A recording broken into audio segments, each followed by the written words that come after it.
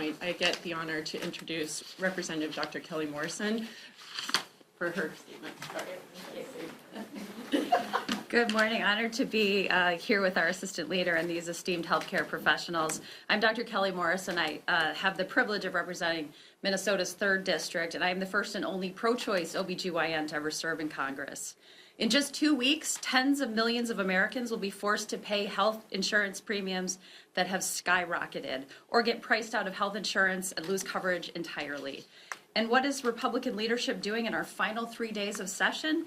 Using the precious little time we have left to kick even more Americans off their coverage and block the bipartisan effort to extend tax credits so that working families can afford health insurance, and shove through a backdoor abortion ban. As an OBGYN, I want to call out this latest attempt at a national abortion ban and include it in the Republicans' health care plan that we're voting on today.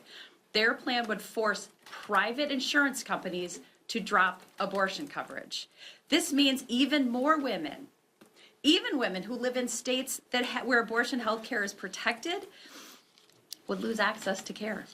That they would double down on banning access to life-saving care at a time when we are already seeing the consequences of the abortion bans that have been enacted since the court overturned Roe versus Wade is particularly unconscionable. Abortion bans literally put people's lives in danger. I am so tired of having this conversation. It is not a joke. We are talking about people's lives. Abortion bans increase maternal and infant morbidity and mortality.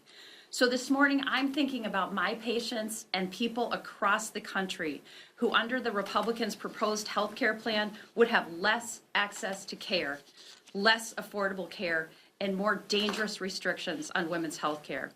And on top of that, will suffer from Republican leadership refusing their access to any health care. Speaker Johnson, as my colleagues have said, could bring the bipartisan clean extension of the tax credits to the floor today, and I urge him to do so. Thank you.